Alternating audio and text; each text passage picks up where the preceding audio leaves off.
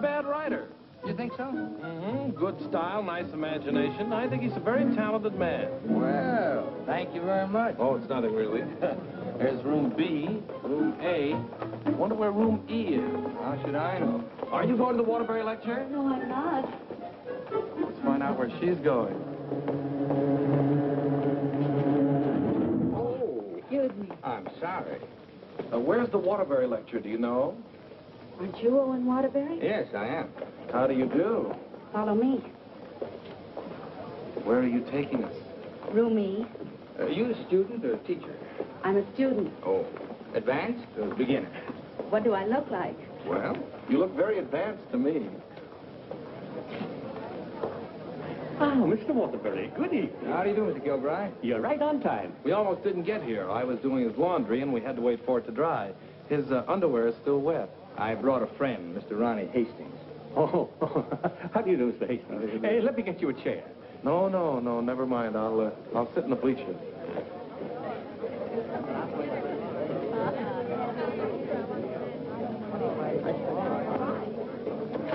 Hello.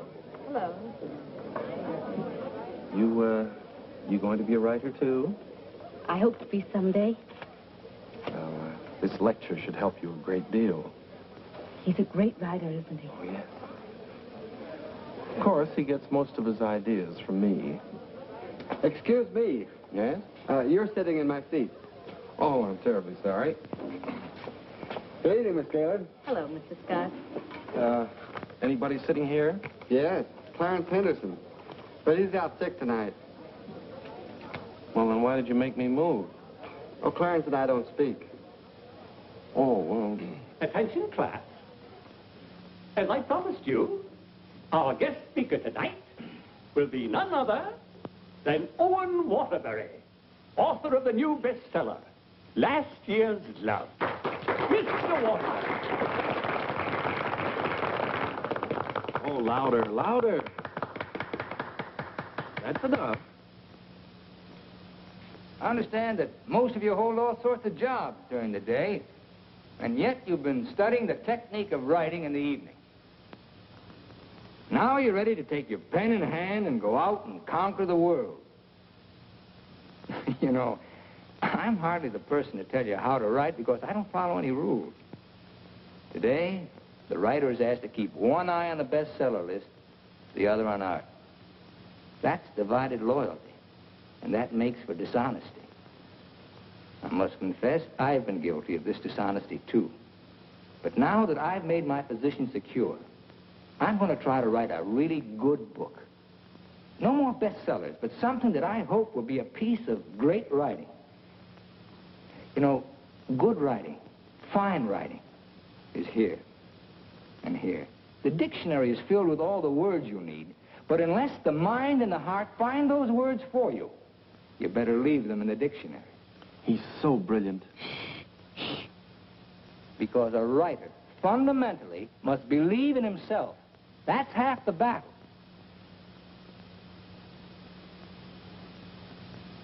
I'd like to interrupt my little talk for a moment to say that I'm going to be in a position to help somebody here in this class. Beginning tomorrow, I'm going to need a secretary. I've already placed the request with the University Placement Bureau, and man or woman, whoever qualifies, will get the job. That's very nice of you, Mr. Waterbury. Well, it's not a big job, but the surroundings will be wholesome. And you'll be able to serve your apprenticeship under someone who's already established. Well, so much for that. I remember when I wrote my first novel. It took a lot of work. I starved, lived in a little back room, all the while consoling myself that I was going to be another poet. So you're really going to work for Owen Waterbury? Well, I was offered the job by his personnel manager. I've heard a lot of weird stories about Owen Waterbury. Oh, you hear weird stories about any famous person. Why, last night his talk was actually inspiring. Steve, do you realize you've been here 5 years? Well, isn't that a little too long for anyone with my ambition? Where does Mr. Waterbury do his work? Well, his personnel manager said in his apartment. Apartment? Well, you can't expect a writer to work in an office, Mr. Harris. I want to write, and I think he can show me how. Who knows? After a year with him, I might even be autographing copies of my own book in one of your bookstores. By taking a course in Owen Waterbury. And getting paid for it at the same time. I'm going to miss you, Steve. Oh, no, you won't. After a week, you won't even know I've gone. Not true, but good luck anyway. Well, I could make a big speech, but I think you know how I feel about everything. You've been wonderful to me. I understand. Steve. Yes? Call me sometime, will you? We'd like to know how you're getting on. I'll call you tonight, after I get the job.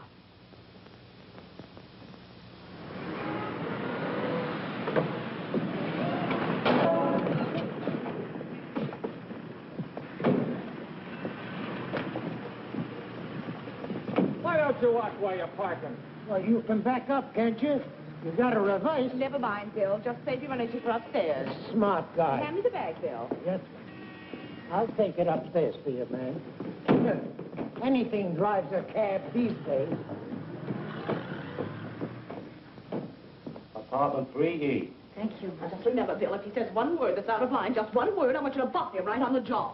They might take my license away. Not for protecting a lady. Well, come on, in or out. You know, I hit pretty hard. The harder, the better.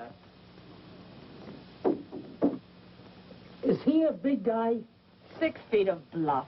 I'll cut him down. I didn't get this nose for nothing. Are you sure he can't fight? He's a writer. Writer? Fighter?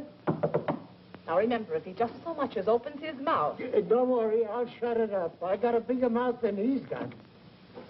I've come for my things. And what's the objection?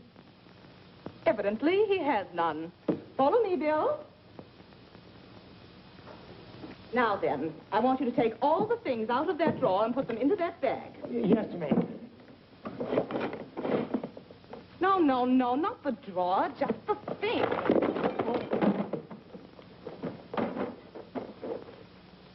Oh, come in. Come right in. That's right. That's Mr. Waterbury's former secretary. She quit this morning. Won't you sit down? This is my mink. And how?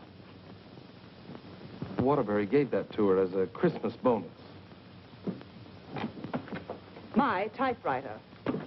Well, that was sort of a New Year's bonus. My aujourd'hui. She brought her own aujourd'hui. My pot. She cooked once in a while. My bourbon. She drank a little. My cigarette box. She smoked, too. My lipstick. Shall we adjourn to the library? Your frankfurters. Goodbye, Mr. Waterbury. Good thing you didn't open your mouth. Thank you. Come along, Bill. Don't bother with your inferiors. And now, miss, what can I do for you? This is your new secretary. Oh, yes, you're from the Kilbride School. Yes, I am. Say, look at that. She knocked over a bottle of ink all over the carpet, and it's going to be hard to get out, too. Oh, would you try cleaning it up, please, Mary? Not me. The landlady says I'm not to clean up any more messes. Just do my regular work and get out of here. Excuse me. Would you like some help? Oh, thank you very much. Say, you're going to work out fine. Here, Ronnie. I'm an expert at this sort of thing. He sure is. He cleans up about 6 of them a month. I'll need a cloth and some rug shampoo. This is the stuff you've been using lately. Here, this is a woman's job. It was a woman who did it. It was an accident. You better not let the landlady see that. She'll add $100 for damages to your rent. That's more than last month. Oh, I got some on my dress. Oh, look, why don't you work on the rug and I'll work on your dress? Why don't you two work on the rug and I'll work on her dress? I'll work on my dress. I'll work on the kitchen. Do you like hot dogs? Occasionally, yes. Fine, we'll have them for lunch. And for dinner, we'll have steak. Lunch? Dinner, what? I haven't even been interviewed yet. What's your name? Stephanie Gaylord. What do your friends call you? Steve, Oh, that settles it. I think she should be hired. How are you in shorthand? 120 words a minute. Do you do laundry? My own, generally. Well, you're going to have to learn to do silk shirts, 120 a minute. I'll do the cooking. And eating. Do you live here, too? No, I live next door. But he hasn't been there since July. That's because I have no kitchen. Well, we share our kitchen on a cooperative basis. He cooks and he eats. You know, Owen and I went to school together. I was in kindergarten, and he was in the 8th grade. Then I went to high school, and he was still in kindergarten. And then I studied piano and became a character in every Waterbury book. And what were you in last year's Love? I was the chorus girl who studied piano and was very bitter about the world. Where'd you work before? Who, me? I was secretary to Charles Harris. He owns the Harris bookstores all over the country. And how is Mr. Waterbury's latest novel doing? Second only to the Bible. Oh, well, he won't like that. You married, Steve? No, I'm not. Please, Ronnie, I'm not interested in whether or not Miss Gaylord is married. Oh, no. My biscuits are burning. I've had married secretaries before, and, well, their husbands were a little troublesome. They were murder. His working hours are very peculiar.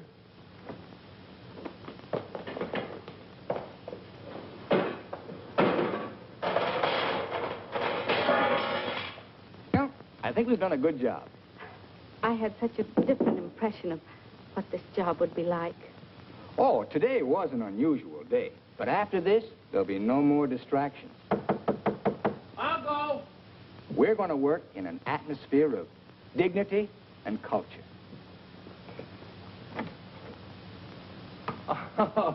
It's your bookmaker.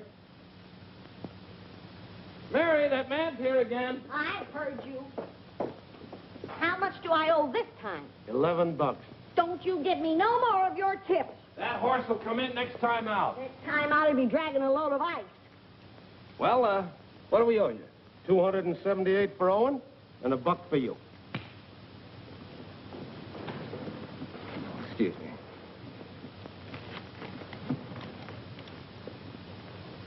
Here you are. I'll have to owe you mine until next week. You want to wager today? Well, I haven't looked them over yet, but I'll give you a call. And no more 50-cent bets. The boss don't like them. Where was I? You were telling me that everything here was dignified and cultural. Oh, yes. Now, Steve, about your other duties. I'll go. Did you just have an interview with my daughter, Mary Hastings, about a secretarial job? Why, yes.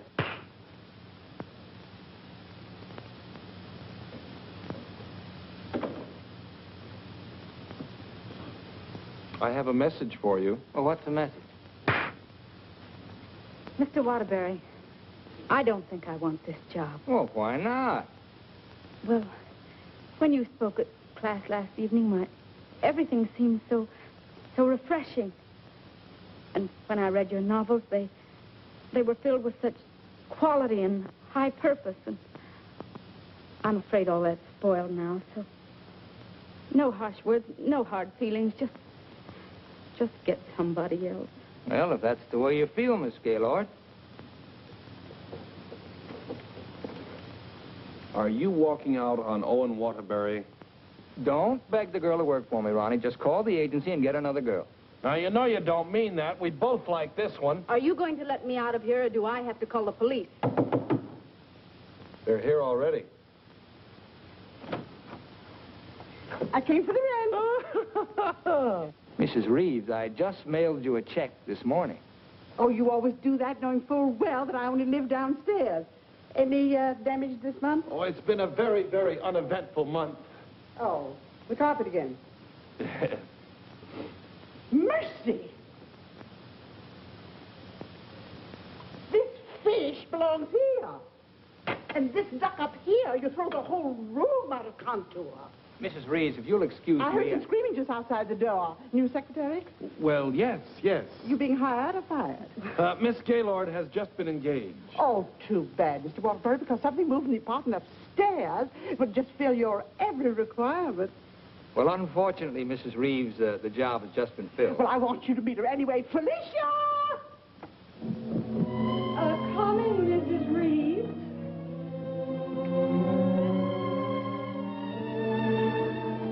Felicia Adams. I want you to meet the famous Owen Waterbury. How do you do? Him. How do you do? How do you do? Felicia came to California to get into the movies. Now, who does she remind you of? Oh, now don't tell me. Let me guess. Zazu Pitts. Oh, of course not. Felicia, in addition to being a secretary, is a very good actress, aren't you, dear? And take off your coat and let them see.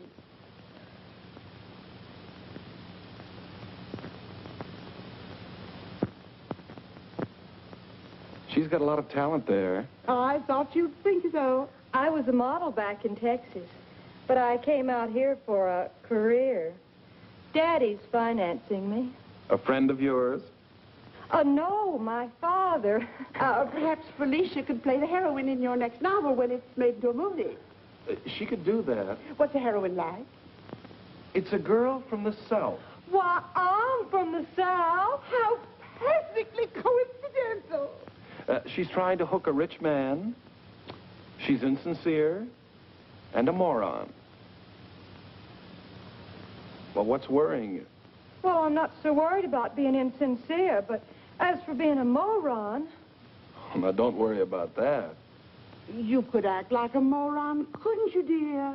I could try. Oh, I'm going to dramatic school. Maybe they can teach me to be a moron. If you studied hard enough, yes. It'd take a lot of work. Look, Mrs. Reeves, I haven't even started my novel yet, and it doesn't look as if I'm going to if I'm continually interrupted. Well, we'll leave and let you work. Oh, Ronnie, I'm having a party for 50 guests tonight, and I'm expecting you to entertain for us at 9. Is it informal, or shall I bathe? If you don't care to entertain at my parties, pay your rent. Well, I'm off to the horse show. You haven't got a chance.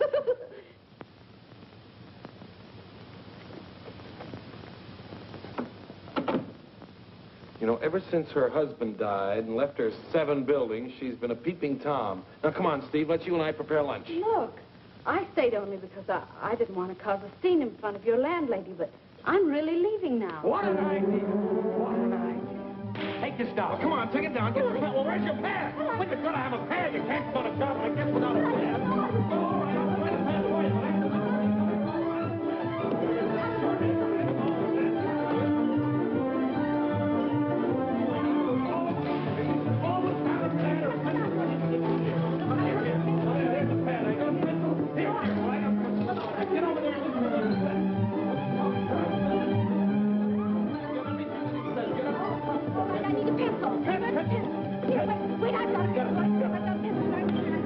Call this notes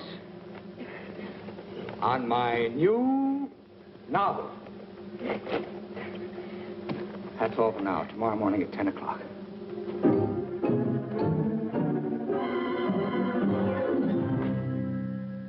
He's incubating.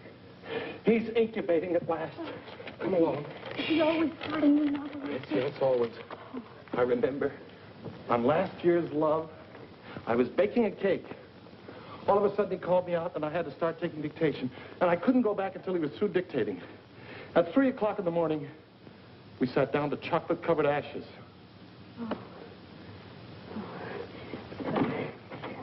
Well, I'll see you at 10 o'clock in the morning.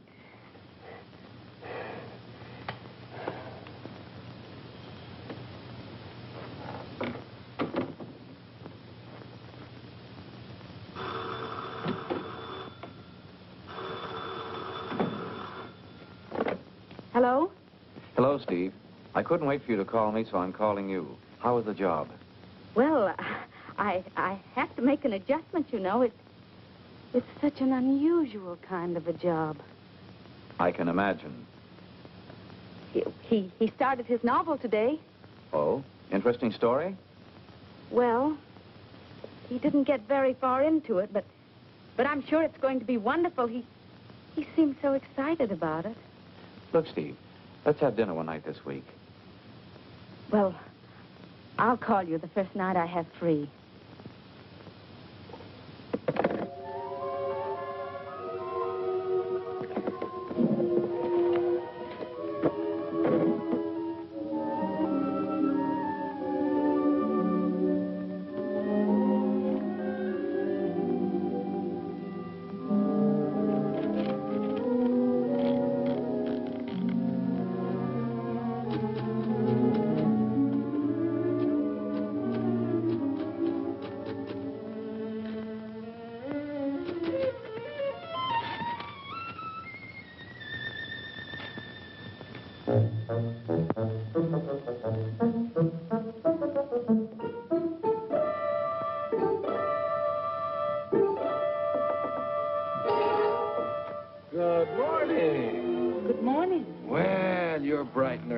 morning. It's 10 o'clock.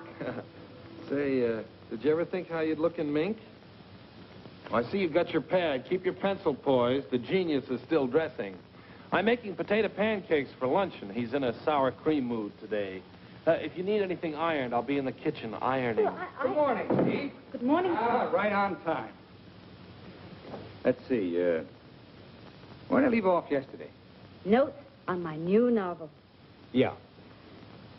I'll go.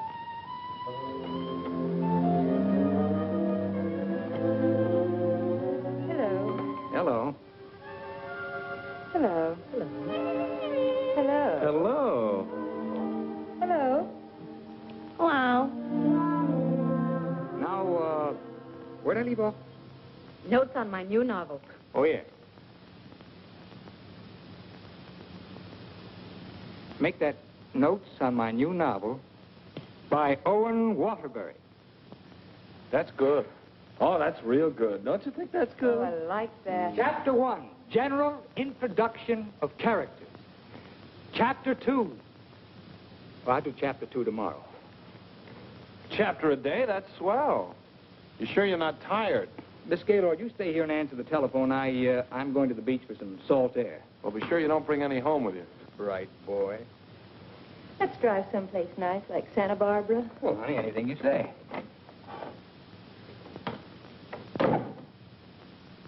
Don't pay any attention to him. He's just trying to make you jealous. Jealous? Well, what makes you think I'm even interested in him? You know, for a secretary who's just been given the day off, you're awfully annoyed. Annoyed? Of course I'm annoyed. I just don't want to sit here doing nothing. I came here to work. I came here to do nothing, and now I'm working. Look, if you get paid for idleness, grab it, you fool. There goes another one.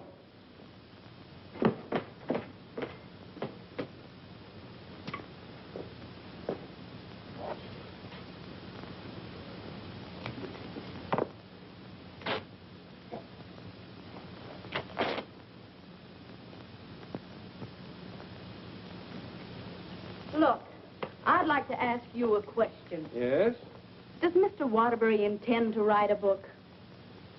That's a very interesting question. Waterbury's a genius. What do you think he's doing right now? Incubating. Exactly. And whenever he goes through a mood like this, a great book comes out of it. I'll bet he does a lot of writing tonight.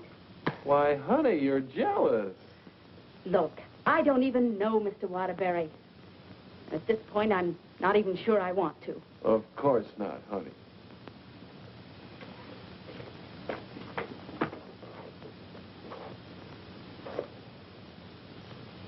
Say, can you tell me what I'm doing wrong? Everything. Here, let me have it.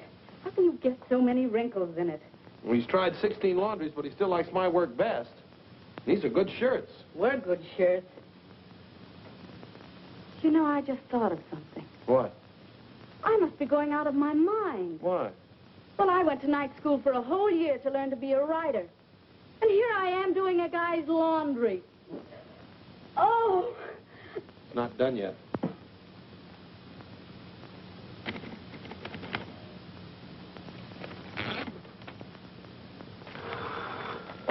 Hello? Miss Gaylord, this is Owen Waterbury. I want you to be here tomorrow morning at 9 o'clock. I've finally gotten the idea. Thank you. You know, Owen, I like that idea. Yeah? I don't think there's a horse in there that can beat him. Never.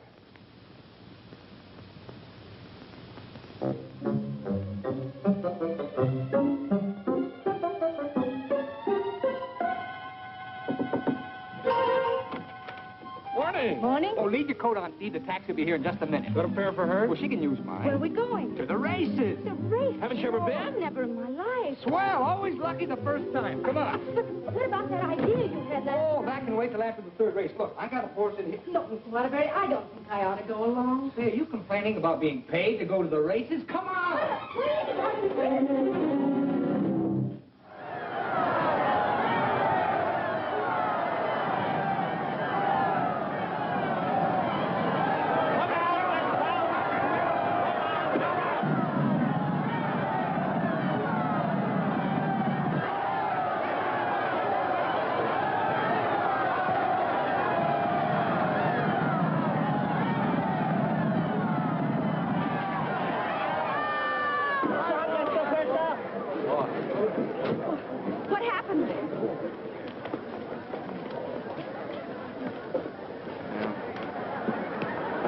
time I take those guys' tips.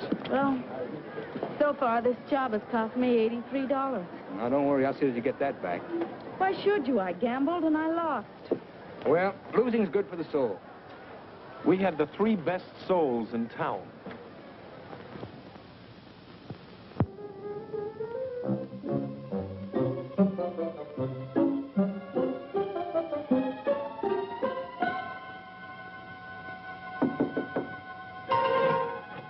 Good morning. Morning. Well, leave your coat on, Steve. The plane leaves in 35 minutes. Plane? Where are you going? Las Vegas and get back the $83. Las Vegas? I can't go to Las Vegas with you. Well, are you objecting to being paid while working? Paid?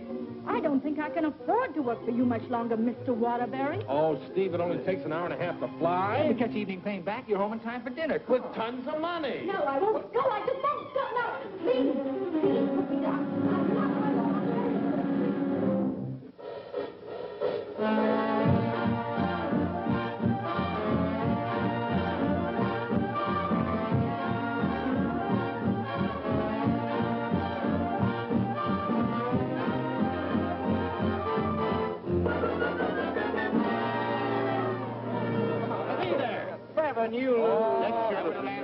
Right here. No story, Scooter. No dollar bets here. When do you think you're on? Los Angeles? Hit the road. Hit the road. Baby, here we go. Come on. Oh, the easy way. What is your point? Hard way. 4 the hard way. Hard way 4. Hard way 4. Baby, here it comes. There she is. 4. 7, you lose. 7, you lose. Standing on my right again, huh? When are we leaving, Mr. Waterbury? Leaving, I'm stuck 3,000. But you said we'd catch the midnight plane. There'll be another plane at 2, darling. Next shooter, please. Grab the right shooter. Come on, let's go. I thought working for a writer was going to be so uplifting. Craps, you lose. Craps, you lose. See what you did? But I didn't do anything. She didn't mean it. What are you grinning about? I'm betting on crap. Everything was going to be so intellectual. Craps again. Too bad, lady. Are you doing that on purpose? Hey, what did I do? You're doing all right, honey. What's her point? Her point is craps. Can't you make anything but craps? I was going to meet only literary people. Craps, Smith. You're my dream girl. Never saw that before. Don't make any more craps, understand? I'll tell him when he comes in. Keep your mind on the dice. Put this all on 7. She's bound to make this time for one. You know, I'm writing a novel too, Mr. Waterbury. It'll be a honey. A 2 and a 1. Correct. 4 straight. Get out of here. That's goodness.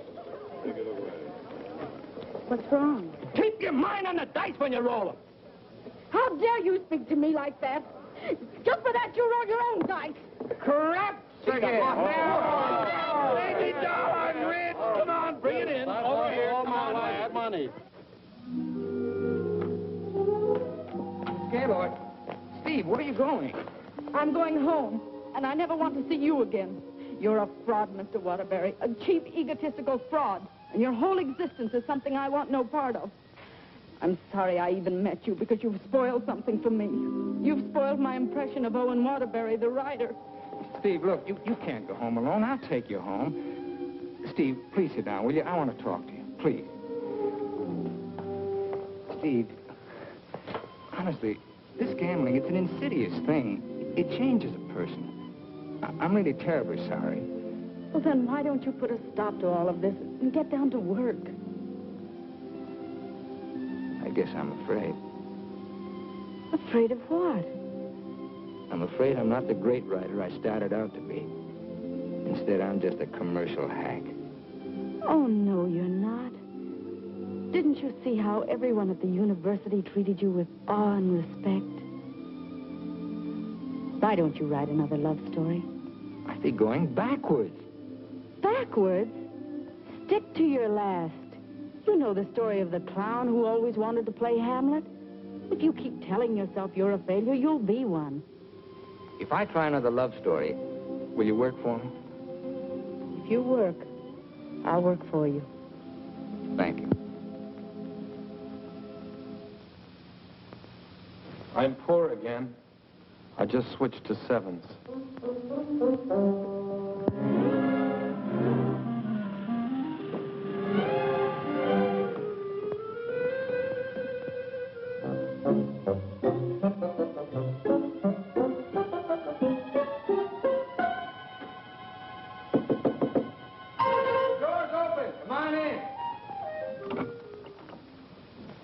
Hiya, Steve. No, keep your coat on. I'll tell you why. The taxi's going to be here in just 1 minute.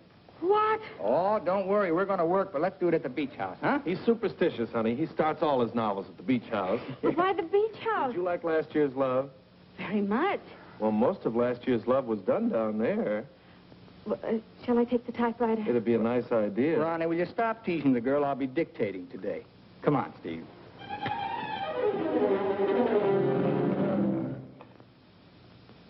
I'll dictate this in outline form, and then I'll polish it up later. Yes, Mr. Waterbury. This is the story of a successful novelist who began to die, morally and spiritually, until a girl came into his life. And then the whole world seemed changed. He'd seen her one night while delivering a lecture to a short story class. There were so many faces looming up in front of him, but he saw only one, hers. Wistful, delicate, exquisitely beautiful. Without her knowledge, he arranged to make her his secretary because in that fleeting moment, in that single instant, he knew he was desperately in love with her. One day, he asked her to go to his beach house and work there because he wanted very much to tell her the way he felt, but he lacked the courage. Mr. Waterbury, Miss Gaylord, when I'm working, I don't like to be disturbed. Sorry. Where was I? He wanted very much to tell her how he felt, but he lacked the courage. Oh, yes. Now here she was, seated before him, tender and fragile as a poem. He had looked around a corner to corner, and there she was. Oh. What's the matter? Oh, I broke my pencil. Here you are. Let's continue. He was tempted to take her up in his arms and sweep her to the summit, but he didn't dare. He knew very little about her, yet there was nothing else he needed to know. As he strode up and down the room dictating, he looked toward a polka dot necktie. What's the matter with you? Nothing. Oh. Where was I? Polka dot necktie. Oh, polka dot necktie. He was impressed by the loveliness of her hair, her soft blue eyes, her delicate mouth. A breathing, living thing that made him exalted and inspired. He wanted to take her in his arms and smother her with kisses and drown himself in the beauty of her soul, but he was a coward. How do you like it? It has possibilities. Suddenly he threw caution to the winds. Leaned over and kissed her. She melted in his arms and offered no resistance. Wordlessly, they held one another in silent embrace. Whoop! You've got the wrong girl, Mr. Waterbury. I'm really leaving you this time, and don't you ever try and get in touch with me again. I don't even want my salary check. You can save it for the next victim. And if I ever see one of your books again, I'll burn it!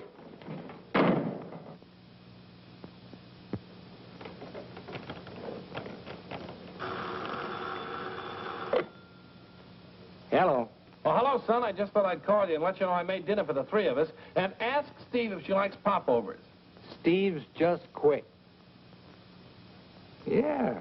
I'm dictating a harmless little scene. Suddenly she takes offense, slams me on the couch with a hammerlock, and walks out. Is she insane? Well, I'll call the agency and get them to send over another girl. I better get one who likes broiled chicken, because that's what we have for dinner. Don't call anybody. I'm not going to go to work for a long time.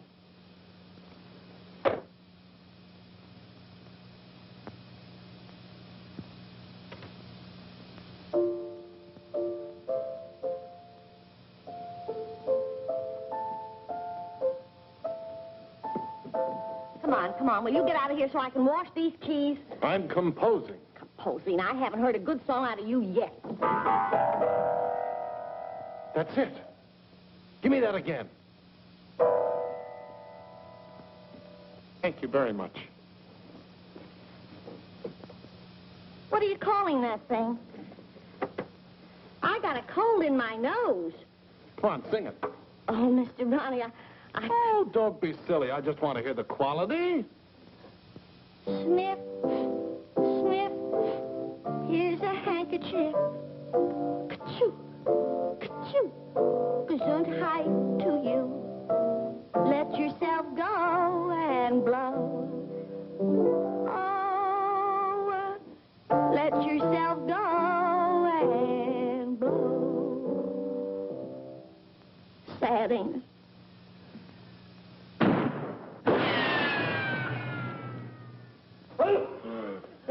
I have to have some water.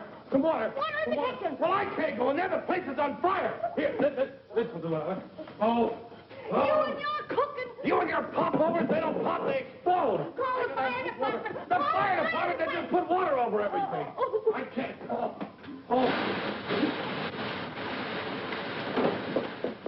I'm going to tell a landlady on you. Oh, I'm going to tell a landlady on you. No. Well, I'm not going to clean up this mess.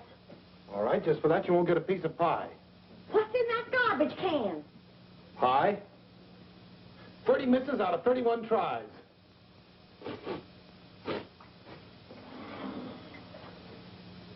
$31 misses. Well, at least the roast chicken's safe. What's that? Roast chicken? How can you pour roast chicken? Well, I had to roast it in the pressure cooker. It melted a little. Oh, he'll have his dinner out tonight. Well, so am I. You don't think I'm going to eat this horrible mess, do you? Hi, Owen. Hi. He has a nice roast chicken for you, Mr. Waterbury. Give him a glassful. Mr. Waterbury, I think it's my duty as your servant to tell you what just happened in the kitchen. Hold on, Mary. Why don't you go home? Mr. Ronnie set fire to the kitchen. I don't care if he sets fire to the whole apartment. You see, Tattletale? A lot of good it did you. I'm going to tell the landlady on you, and you too. Well, what happened down at the beach house? Will you stop asking me silly questions? I told you on the phone. She quit, that's all. Well, she had some nerve. Well, I don't need her. There's a lot of other secretaries. Of course there are. Just as capable, efficient, and just as cute. Sure. We never did find out how good she could type. Well, I'll call the agency and get another secretary. No. I got a better idea. What you gonna do? I'm going to pack. Where you going? New York, change of environment. I work better there. Gonna get rid of the apartment? Yep. Well, what's gonna happen to me? What should happen to you? That's a very unfair question. Boy, I'm not going to let a little thing like a secretary throw me off balance. Never in a million years. I got a life to live, too. Wonderful, beautiful, exciting life. I got a book inside me, a great book, full of intensity and scope. Oh, you know something, Ronnie? I'm glad this happened. I'm down to earth now. What happened? Well, you can still use it. Elsie called. She's, sorry she quit in a huff, and she apologized for the cab driver. See? That's what Steve will be doing tomorrow. Calling and apologizing, but I won't be here. Say, what am I running away for anyway? I'm not afraid of her. That's what I like to hear. That's the real Owen Waterbury. Listen, call Elsie. We'll take her out to dinner. We'll take them all out to dinner, a different one each night. I'll go and change my apron and be right back.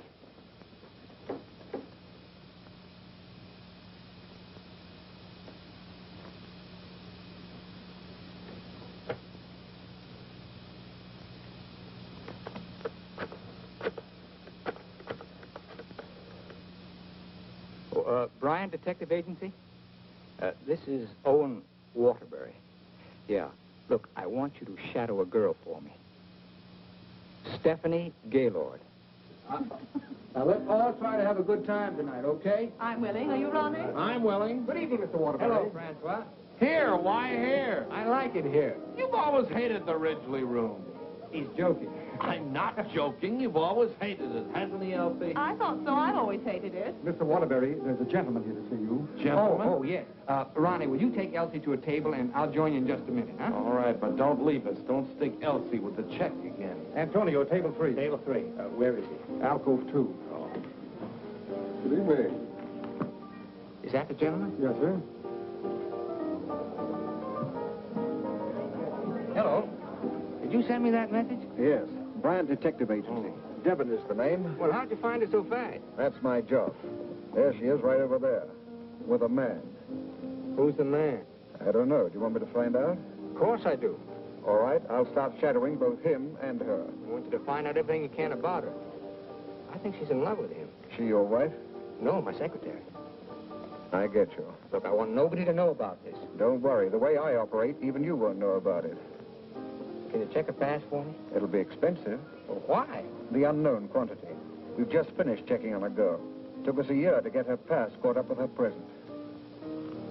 Do a good job. I will. Take care of my check. Yes? Yes, give me a pack, please.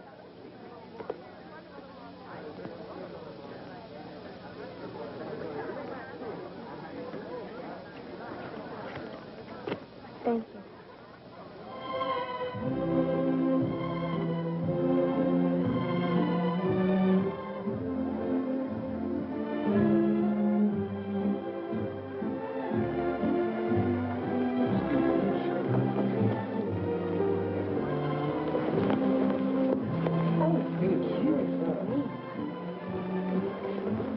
Oh, excuse...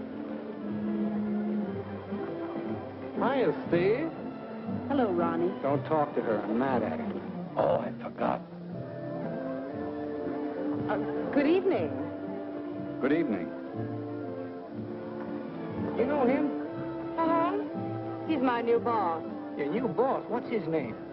Charles Harris, the bookseller. That's Steve's old boss. He's not so old. How dared you go work for him? Listen, Shakespeare, I'll work for whom I please. What, did you have to pick on her old boss? Didn't she pick on mine? When Mr. Harris called the employment agency, he asked for somebody with literary experience. How did you qualify? You used to work for Waterbury. Steve, with her principals out with her ex-boss. What about Elsie? Who's she out with? We're talking about Steve and her principals. Leave mine out of it. You know, I bet Harris hired you just to spy on me. Well, you're not very complimentary. I happen to be an excellent secretary. When did you learn to type, dear? Has he been questioning you about me? Only the normal questions about my experience.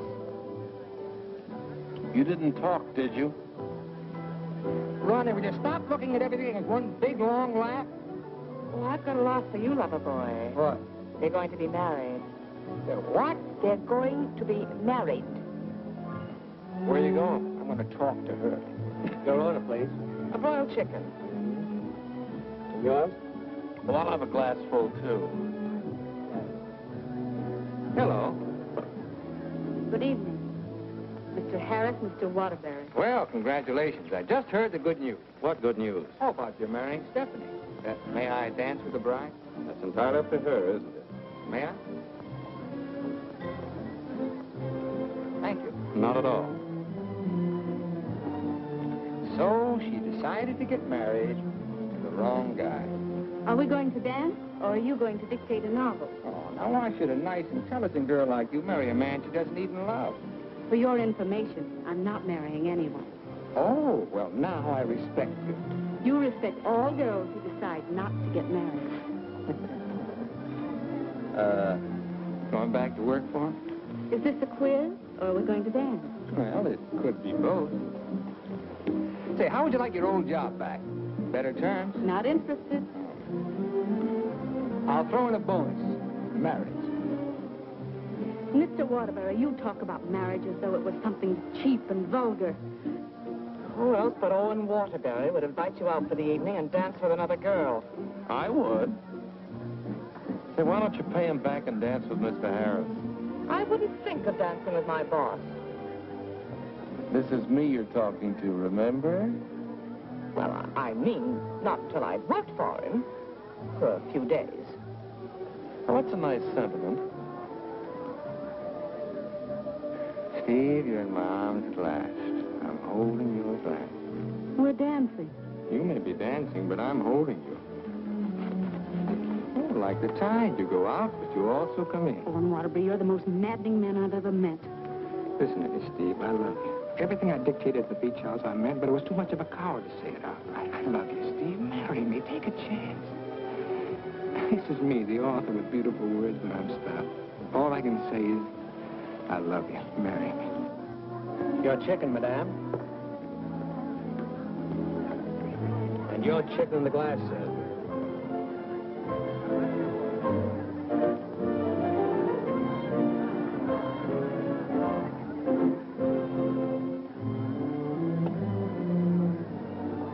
Harris looks lonely.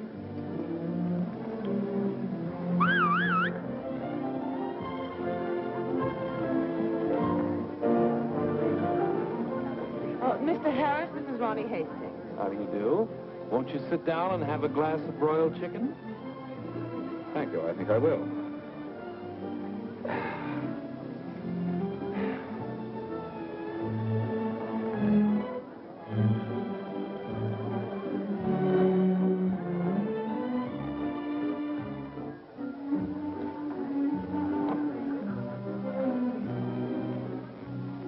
Ever hear the story of the unholy three?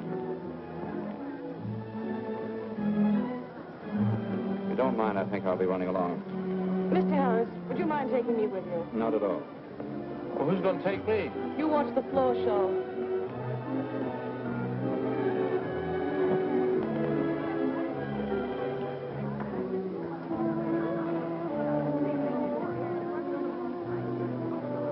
Want to dance? I'd love it.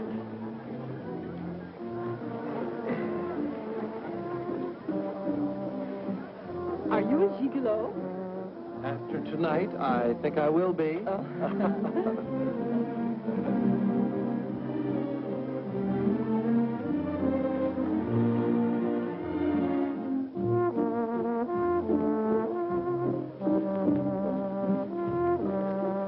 Isn't life strange? When one gets up in the morning, one never knows what one will be doing in the evening, does one? Oh, dear.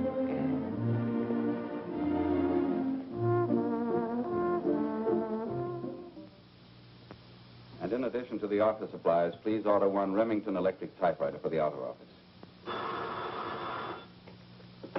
Mr. Harris's office. Just a moment, please. Hello? Yes. What? When? Thank you. Goodbye.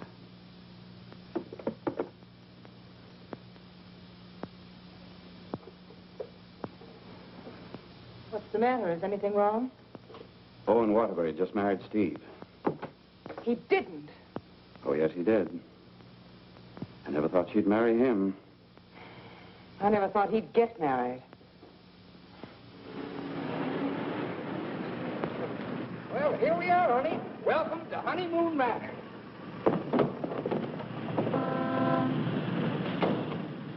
Congratulations! Hi, Ronnie. May I be the first to kiss the bride? Or am I the first? I'm not a very wide-awake bride. Honey, let's get some sleep, and then we'll go over to the beach house, huh? How long you been driving? 24 hours. Las Vegas and back. Ow. Hey, whose bags are these? Oh, those are Felicia's. As soon as I told her the news, she decided to move out. It's a good idea. Darling, this is quite a threshold. 3 stories up. Well, we can use the threshold upstairs. Oh, good idea. Hiya, Felicia. Congratulations. You did very well. She certainly did. I'll get you moved in as soon as I get her moved Okay. out. Why don't you try the building next door, dear? Driver, old lady's home. Whoa. Hello, Mary. I'm so happy for both of you. Well, thank you, Mary. Very sweet. Yes, darling. Hello, darling. Hello, dear. Votre bagage, madame et monsieur? I made a wedding breakfast. Spaghetti and meatballs. Look, Ronnie, I know you're trying to be helpful, but, well, this is our honeymoon, and, well, we'd like to be alone. Oh, sure, sure. Say, Steve, be nice to him, will you? He's my only means of support.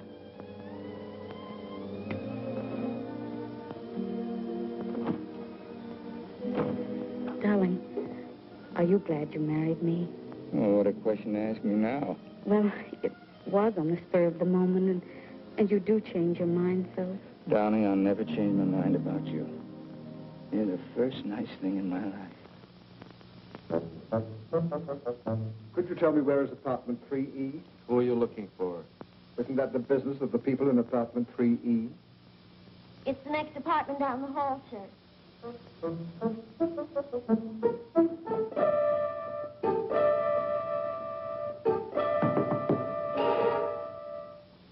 I beg your pardon?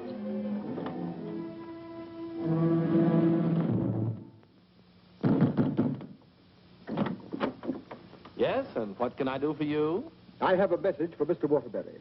Well, I'm afraid Mr. Waterbury can't be disturbed just now. He's a little busy. My name is Devaney. Will you tell him the woman he's interested in got married?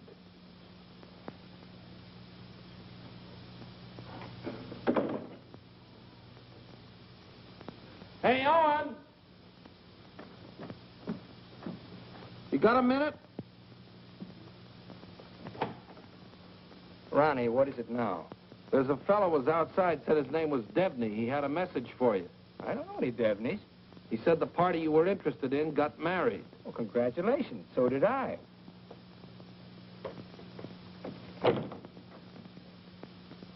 Darling, whom were you interested in who got married? There's only one married girl I'm interested in.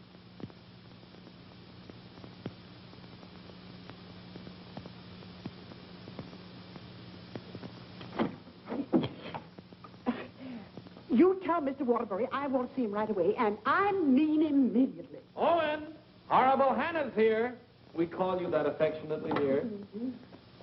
Now what is it? Oh, excuse me. I didn't know your secretary was working late.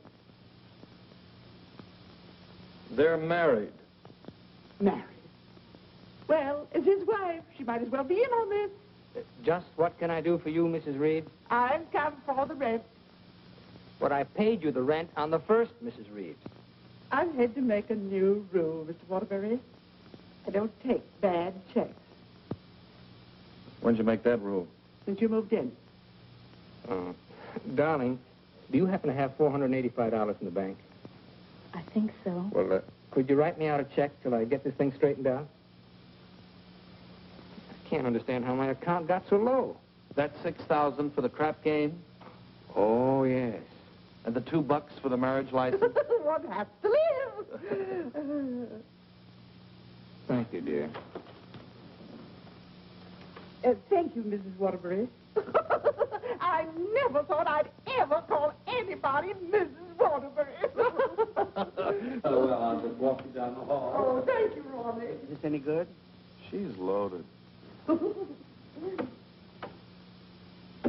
I suppose an explanation is in order. You don't owe me an explanation. Oh, but darling, I want to explain. Oh, excuse me.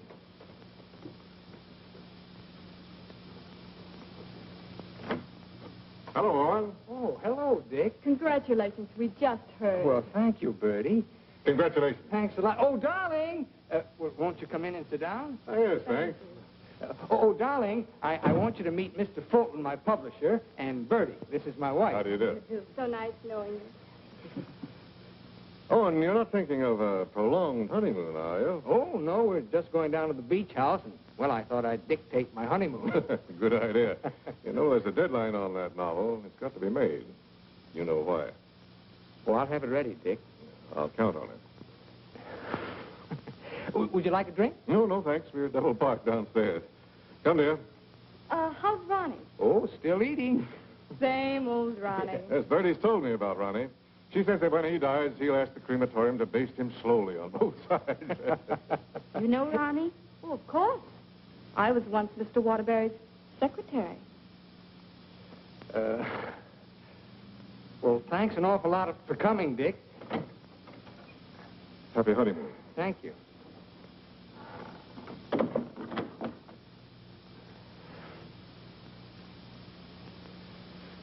Darling, why did Mr. Fulton look at you so accusingly? Well, I owe him $20,000. I drew it as advance royalty against my next novel. And that mink coat Mrs. Fulton had on, is that one you gave her? Oh, Bertie meant nothing to me. I'd written a bestseller, and I was throwing money around like water. You can always take it back and give it to Mr. Fulton as part payment. Oh, darling, I'll get you 100 mink coats. Darling, I don't think I can afford 100 mink coats. After all, paying your rent will keep me broke. Honey, did you marry me for my money? No, but I'm beginning to think you married me for mine. Look, darling, let's get out of here. We're never going to be alone here. Honey, I know a perfect little mountain cabin away from publishers and landladies. And secretaries? Well, except you. And I'm going to work. I promise you. I promise you.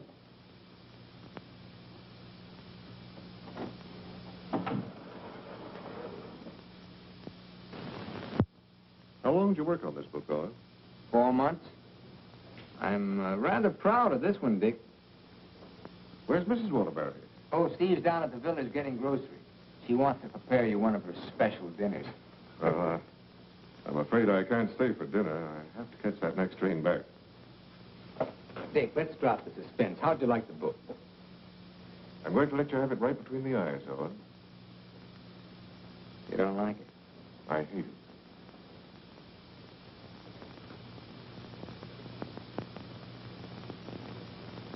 It's just about the worst piece of drivel I ever read. If I were to publish this, Owen, it would ruin you. Fortunately, I found another book to use in its place. What's the matter with me, Dick? Am I through? Of course not. Every top-flight novelist has a bad book in him. But how am I going to pay you back your money? Well, don't worry about that. I'm sorry, Owen. Darling, I got some of that wonderful venison. Why, hello, Mr. Fulton. It's so nice seeing you again. Miss Waterbury. Do you like venison? Well, I'm afraid I can't stay. Well, why not? I've got some very important business in town.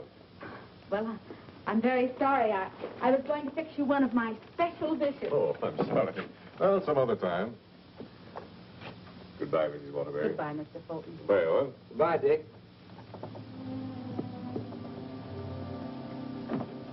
He doesn't like me. No? Do you think he's right? He's always been right. Until he married Bertie. Oh, what's that got to do with it? Well, maybe he's changed. Ever think of that? Maybe he sees you through different eyes. Oh, you talk like a fool. Oh, and let's face it. Your book is now being published by a man who sees his wife in your arms on every page. He thinks that girl in there is Bertie in you. You're a child. Bertie meant nothing to me. He doesn't realize that. And he's still a human being, even if he is a publisher. And he's a man. Let's get away from here tonight. Tonight? Oh, and you blame me, don't you? Oh, not really, Steve. It's just that it's so distracting to have a man's wife as his secretary, too. I've got to try another book fast, and I'm going to have to get myself another secretary. So I'm fired, is that it? Oh, Steve, it'll be better for both of us if I work by myself. It'll give you a chance to work on your own book. I'll make dinner.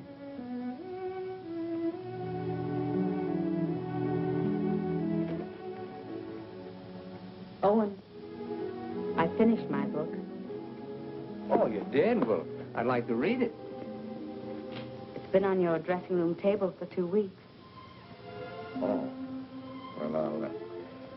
Well, I'll read it on the train. Don't bother. Oh, you're hurt. No, I'm not. You call and get tickets for the train and send Ronnie a wire to get you a new secretary.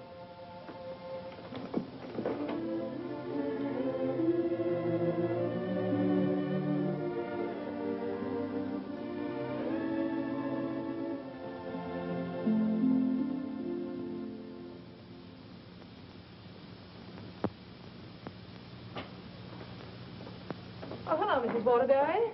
Hello, Elsie. Mr. Harris told me you phoned in from the station. Did you have a nice honeymoon? Very nice, thank you. It must be lovely up at the cabin this time of the year. Yes, it is. A Waterbury original? His last. Steve. Hello, Charles. Sit down, won't you? Thank you. Oh, you're looking fine, fine. Well, 4 months of the outdoor life. None the worse for it. Charles, I want you to do me a favor. This is Owen's latest book. Fulton doesn't like it. I want you to read it and let me know what you think about it. I'll try to be as objective as possible. You will be, I know. And I have another manuscript for you. Mine. You finished it? Yes, it was a long uphill pull. Oh, I've changed the title so many times that I finally decided to call it Dawn's Yearning. What does Owen think of it? Owen hasn't read it yet. Oh? He hasn't had time. He's been busy writing. He couldn't concentrate on it. I'll be glad to read both of them. Thank you, Charles. Goodbye, Steve. Goodbye, Charles.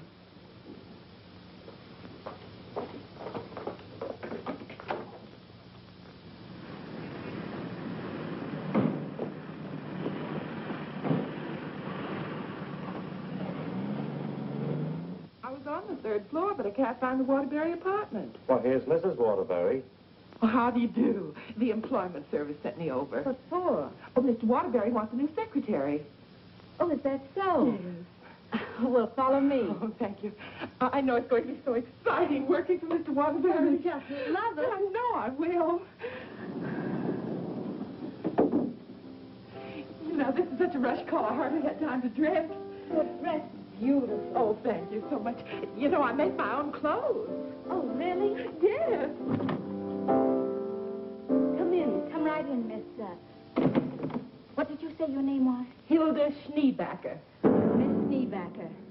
Owen, darling, this is your new secretary. How do you do? This is my husband, Owen Waterbury, and this is Ronnie, our next-door neighbor. How do you do?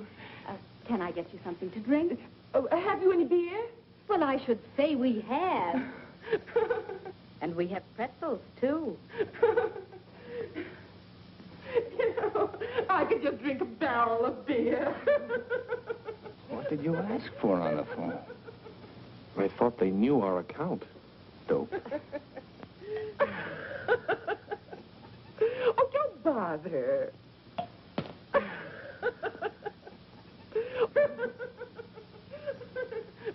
Why don't you bring your beer over here where we can be more comfortable? Oh, do you do laundry, Miss Schneebacher? Just shirts and socks. I don't like to do sheets. Well, sit down, please. How are you on handicapping the horses, Miss Schneebacher? Oh, yesterday I picked 2 winners. Played them both right on the schnozola. Oh, and I think she's enchanting. What size coat do you wear? Do you have to wear a coat on the job? Oh, Mr. Waterbury likes to give all his employees mink coats for Christmas. Oh, I wish I'd known that. I could have saved the skunk's life. I wonder who she means. I'm going to love this job. You're all so nuts.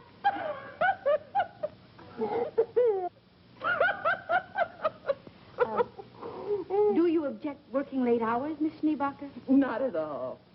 A room with a girlfriend. I haven't seen her since New Year's.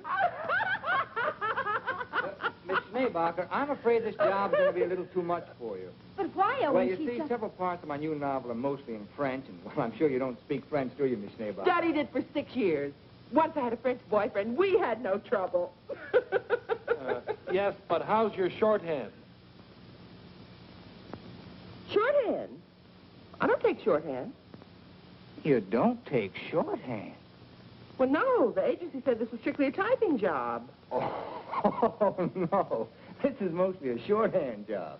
But I could learn it. No, I know I'm that afraid not. Well, guess that lets me out. Leave the glass, please. Oh. Thanks for the beer.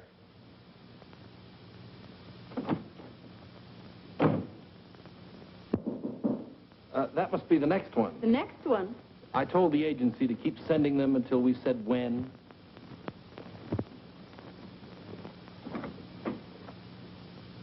How do you do? Is this apartment 3E? Yes, it is. Does a Mr. Owen Waterbury live here? Yes, he does. I'm Owen Waterbury. Oh, Mr. Waterbury, the agency sent me. Dawn O'Malley. That's right. Won't you come in, Miss O'Malley? Thank you. Won't you sit down, Miss O'Malley? Thank you. Oh, this is my wife. How do you do? How do you do? You take shorthand, of course. Yes, 120 words a minute. Oh. Do you speak French, Miss O'Malley? Ma mère, elle était française. Et mon père aussi. Vous avez raison, elle n'est pas pour le problème. Dites-moi, Mademoiselle O'Malley. Are you married by any chance? Yes, I am. But the divorce comes final next week. I see. When would you like me to begin? You have begun. Oh, thank you. Steve, shall we prepare lunch and leave them alone? I think they'd like to get to work. All right.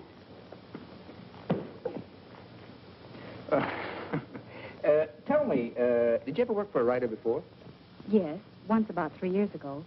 But I'd rather not talk about it. Oh, well, why not? Well, he asked me to work late one evening and began getting a little fresh. So I called the police. All I want to do is work. I guess the publicity burned his career. But he deserved it. Don't you agree? Yes, I do.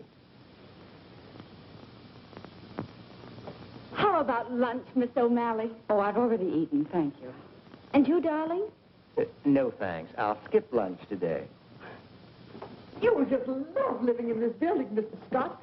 And you'll just love the Waterburys. They're so bohemian. Crude. I'll go. Oh, hello. Hello, Mrs. Waterbury. I want you to meet your new neighbor, Sylvan Scott. He's moving that little bachelor apartment upstairs that Felicia used to have. Yes, I know, Mr. Scott. Hello, Stephanie. How nice. Come in, come in. Now I want you to meet the important member of the family. This is the great Owen Waterbury. Oh. How do you do, Mr. Waterbury? And How do you do? This is The horrible Ronnie Hastings. Hello. new secretary. Yes, she was just hired and I was just fired. Mr. Scott's a writer, too. My building will be just crawling with them. Yes, Mr. Scott and I went to night school together. We sat next to each other. Mr. Scott used to be a ball player. Just look at those shoulders. And they're not padded either. Well, what do you know? Sylvan writes that wonderful radio program called John's Mother's Lover. John's mother's sweetheart. Oh, yes. Tell me, confidentially, is John's mother going to marry her, sweetheart? No, John's father objects. John has no father. Oh, poor John. Sylvan, you'd better rush upstairs and start to work on that radio program. You mustn't neglect John. Well, I'm in a little trouble. You see, my secretary just got married. Oh, what on earth are you going to do? I don't know. I could help you, Sylvan. You, Stephanie? Yes, you see, I was Mr. Waterbury's secretary before he married me. That's right. You were. The marriage was a bonus. Oh, when could we begin? Why don't you just say, I've begun? Ronnie, dear, would you get me some shorthand books and some pencils? How much do you think you'll be giving me tonight? Why, we may be working most of the night. Oh, that's just ducky. I'm used to working at night. Goodbye, darling. Don't work too hard. I won't. Come on. Oh, thank you, Ronnie. Bye. Well, I seem to have fixed everything up. You certainly have. Well, I guess I'll run along. Must you go? I was just poisoning the tea. Oh, Ronnie, you're such a kidder.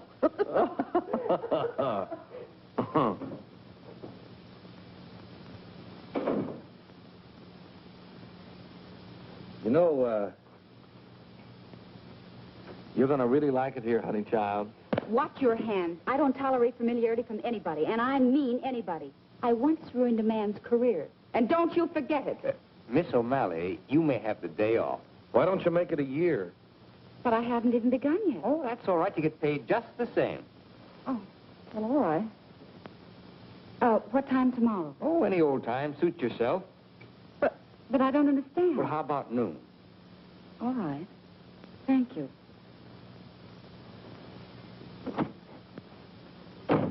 Well, you were saying something about poison tea? I mixed it. I get firsties. Now, where was I? Sound of footsteps. 3 people. Thank you. Sound of footsteps. 3 people. Door bang. Door crash. Door slam. 2 shots. 3 screams. Siren. How's that sound? Well. It's bedlam. John, I'm in love with your mother. And tomorrow, I expect to be your father. John's going to be a father, and I'm the first to know. Now I don't have to listen tomorrow. But, Father, I'm older than you are. John's older than his father?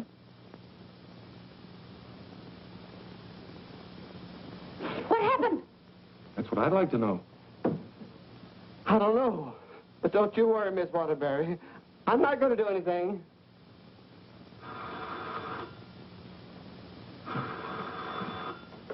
Hello. Hey, they just turned out the lights. Who's calling? This is Charles Harris speaking. I'm sorry to be calling at such a late hour, but I must talk to her. They just turned out the light. Will you keep quiet? This is her husband. No, she's out for the evening. She's right upstairs. And I don't know when she'll be back. Didn't you hear me? I said they just turned out the lights. Darling, may I borrow a light bulb? I don't care what you do.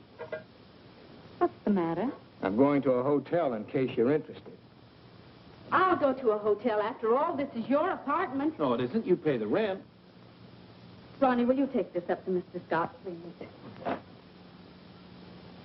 Oh, and you can't possibly be jealous of that man upstairs. Why, he's utterly harmless. Boy, you really had me fooled. Why do you say that? Charles Harris just called. Have you seen him, Steve, since we came back? Oh, and it's terribly late, and I don't like cross-examinations. After all, we're two adult human beings, and we should be able to trust one another. Don't smile it away with pretty words, Steve. Have you been seeing him? Yes. All right, then this is it. But I only saw Charles Harris for one reason. I took him your manuscript. He knows a great many publishers. Please don't. It's too late for that. I felt at the nightclub you were in love with Harris, and I knew he was in love with you. After all, 5 years is a long time, and I was a fool to think I could break it down. I never loved Charles Harris. Well, you never loved me. You were in love with a schoolgirl notion of a popular novelist. I really try to play this straight with you, Steve, but I guess I made a beautiful mistake. Owen, I was in love with you before I met you. Something in your writing, the tone, the feeling, the quality appealed to me so much that I used to imagine your books were written just for me. It's true, I built it up in a schoolgirl way, and I was so caught up in it, I guess I would have married you the night you lectured in class. If you'd stepped off that platform and asked me, I would have married you. Just like that. How can you talk to me like this? I put you way up there, too, Steve. But you tore it down in the cruelest way any woman could. You once called me an egotistical fraud. But what about you, Stephanie Gaylord? What have you been? Go ahead, phone him. He's waiting for you. Owen!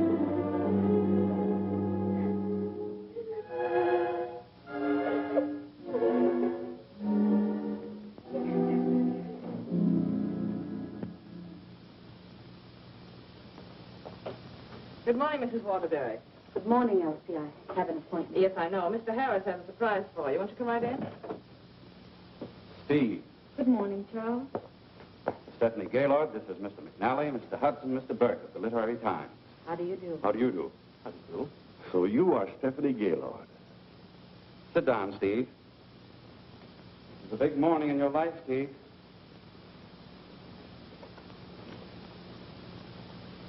Mr. McNally is head of the publishing house in New York. He flew down this morning. That's why I called you so late last night. We've read your book, Miss Gaylord. How long have you worked on it? About 5 years. I'm recommending it for the McNally Winslow Award for first novel by an unknown. I didn't know you were going to show my manuscript to anyone. I couldn't do anything else after reading it. But don't you see what this will do to Owen? What has Owen got to do with it? Well, Owen's the big guy in my family, and his novel's just been turned down. And if this happens on top of that, it would just about destroy him. He has to have a sense of importance. He's lost all faith in himself. You mean your husband would feel a sense of competition with you? You don't understand, Mr. McNally. Owen's in trouble. And as his wife, I have to help him climb out of it. Steve, I thought you wanted to write more than anything else in the world. I thought so, too, before I married Owen. What about Owen's manuscript? Did you read it? Yes, it isn't bad. It's good. But it doesn't have what this has. This has greatness.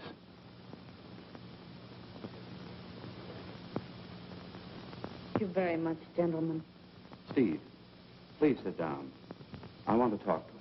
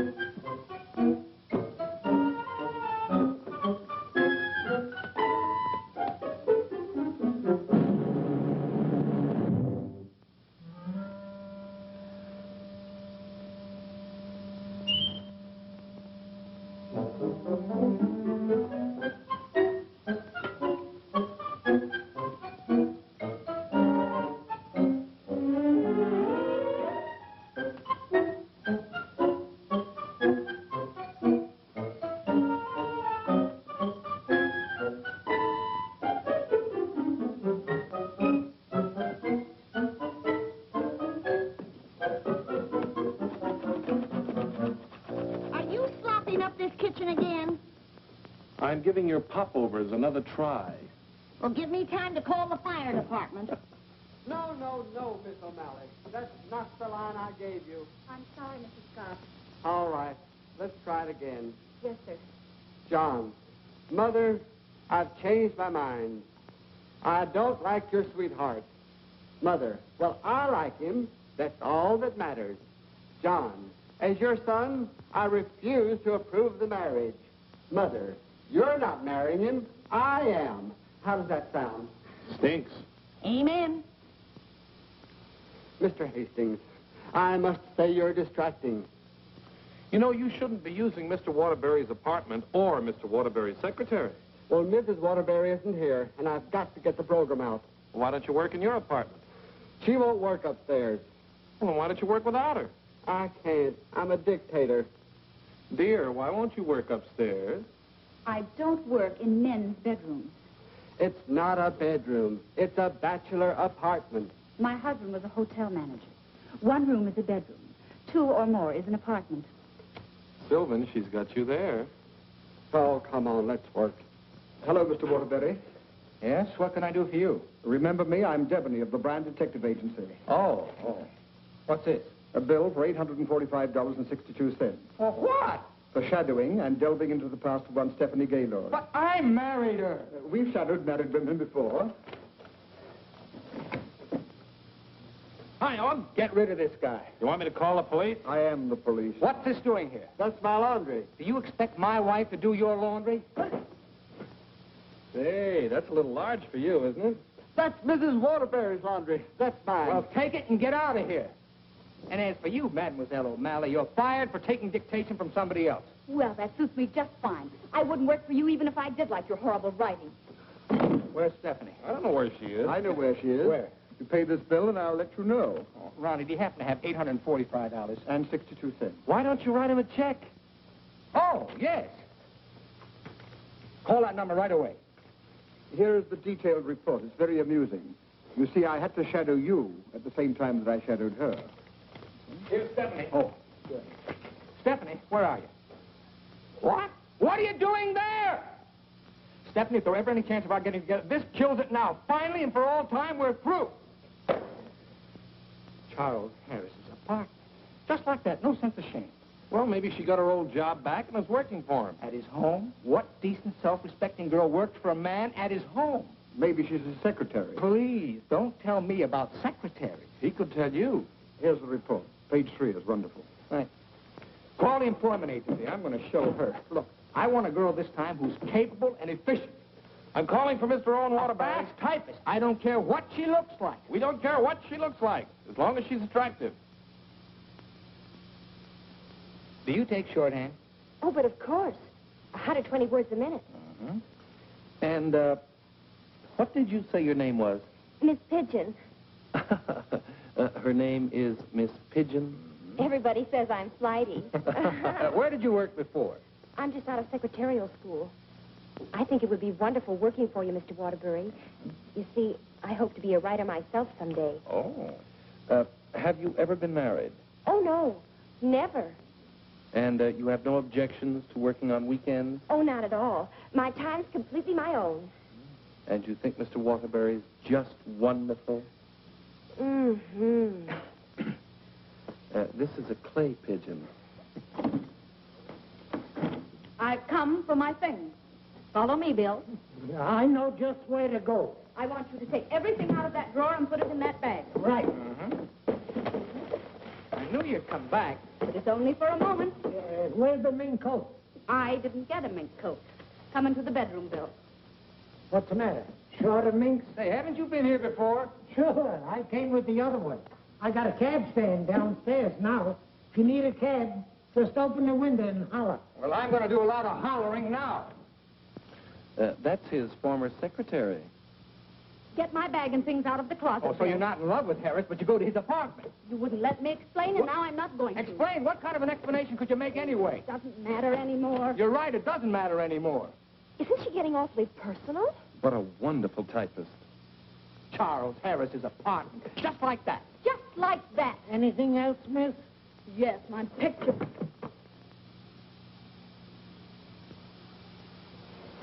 If I were a man, If you were a man, I'd ask you to step outside. Go ahead, hit me. I dare you. Did he slap her? I should say not. She slapped him. I've known all along why you've resented me. It was because I liked your novel, and I told you so. You think you've wasted your time. That's your tragedy. My only tragedy is you.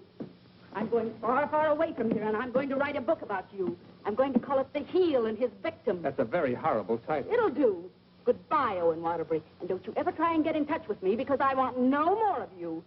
And that goes for me, too. Where's Miss Pigeon? She, flew the coop. Where do you think Steve's going? I think she's going to marry Harris. Harris. I'd like to see that little worm. I'm going to. Now, where are you going? I'm so mad I could get married. You know, I think I'll have to. Well, whom are you going to marry? It'll be a female. That's about all I can say.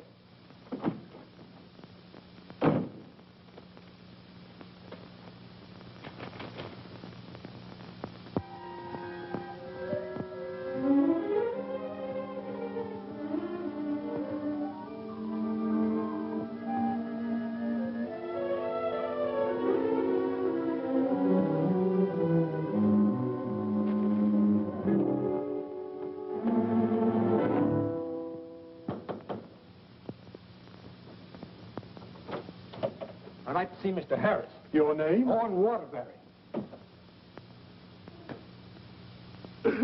Excuse me, sir.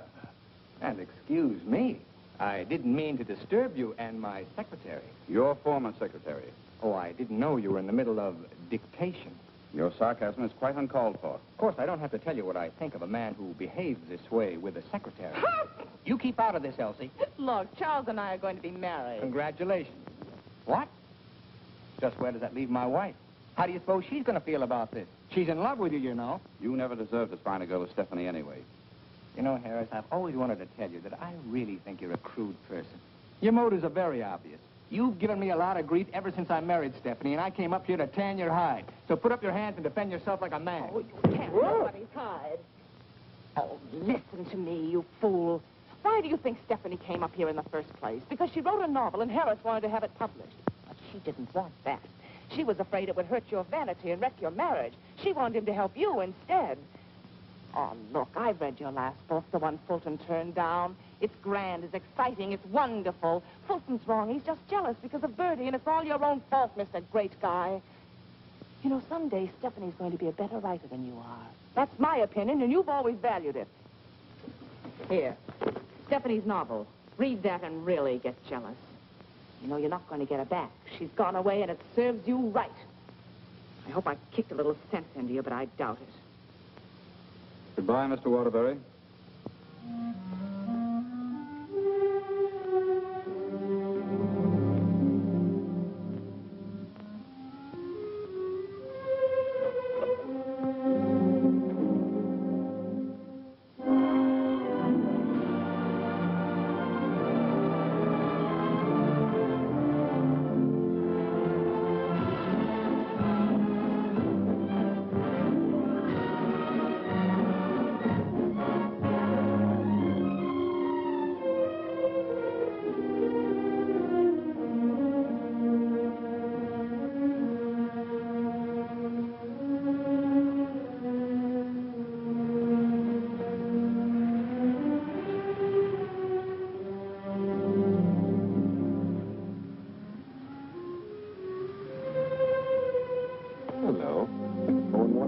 Yes? I've got to serve you with these papers. What for? Suit for divorce from Mrs. Waterbury. Thanks.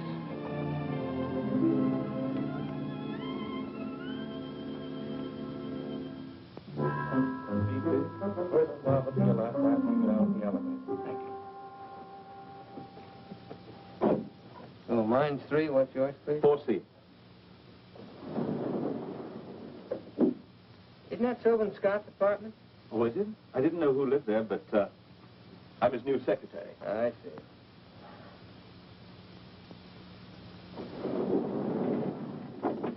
Good luck.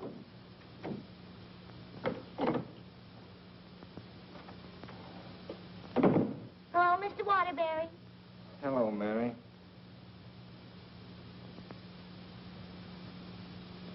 You want a drink? Well, I guess so. Mary, did you see Ronnie around? Well, I haven't seen Mr. Ronnie in about 3 days. But I heard Kelly got married. Married? See, that's funny. He didn't even invite me to the wedding ceremony. Me neither. Ronnie gets married. I'm getting a divorce. Did you know that, Mary? Mrs. Waterbury's divorcing me. I sure was sorry to hear that, Mr. Waterbury. She was an awful nice person. So was you. At times. Thank you, Mary. Well, I see Scott's hiring a new male secretary. Well, Mr. Scott doesn't live in this building anymore. He moved out yesterday. Oh. Well, who moved in up there? Mrs. Waterbury.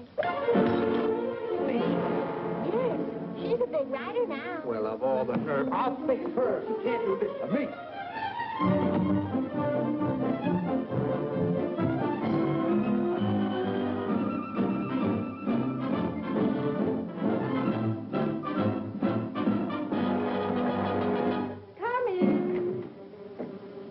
Yes, what can I do for you? Out. I said get out. But I don't understand. Don't you listen to him. This is my wife. You're his wife? I'm trying very desperately not to be. Didn't you get the divorce papers today? You're still my wife until the final decree, and that takes a whole year. Are you still here? I said get out. Mr. Simpson, you come back here tomorrow morning at 9 o'clock. You'll come back here never. If I find you here again, I'll throw you out on your ear. Hiring male secretaries right under my nose. Right over your nose, dear. And don't be cute at a time like this. Why'd you take this apartment anyway? Because it was the only one I could find, and Mrs. Reeves was kind enough to let me have it. Oh, sure, sure. I thought you'd think I was chasing you, Owen Waterbury. But my living here need cause us no embarrassment. We can be friends, meet in the hallway, and exchange polite little hellos. I exchanged polite little hellos with your friend Harris recently. Elsie was there. You told me all about your book. Well, you didn't want to have it published because of what it might do to me. That's silly. I mean, do you think I look upon you as a competitor? Don't you think I can compete with you, Mr. Waterbury? I read your book last night. Kept me up most of the night. You want to know something? Yes. You're better than I am. But don't tell anybody because I'll deny it. Now, you listen to me, Mr. Owen Waterbury. I'm a human being, too, and I have certain rights and privileges. I had an idea for a book, and you made me lose a very good secretary. Well, look, why don't you dictate it to me? You? Sure, I can take shorthand. Owen Waterbury. Look, you want to know a secret? What? I'm a better secretary than you are. Oh. All right, prove it. Get the shorthand book and pencil. Okay. And I don't want to hear another word about our personal problems until I get this down. Let's call this Notes on My New Novel by Stephanie Gaylor. This will be the story of a girl who became secretary to a very egotistical man who thought he knew everything there was to know about writing. Oh, now, wait a minute, Please, you're interrupting my train of thought. He was attractive. In an ugly sort of way. Thanks a million. Will you please stop interrupting me?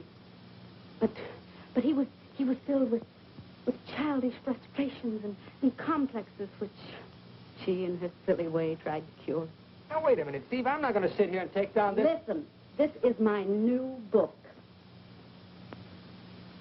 Until she suddenly discovered he didn't need a wife. He needed a psychiatrist. A psychiatrist? That does it. Now I'm insane, am I? Okay. But if you publish that book, I'll sue you. You just go ahead and sue me if you think I'm afraid. Hello. You know, this book sounds very interesting, but there's one thing I've got to know. Did she love him? Well, of course she loved him. She loved him deeply, devotedly, desperately. Then why didn't you say so? I've come for the rent. Raleigh is your new landlord. Oh, no, that vase belongs up there. And this belongs here. And this belongs here. Oh, Raleigh, do.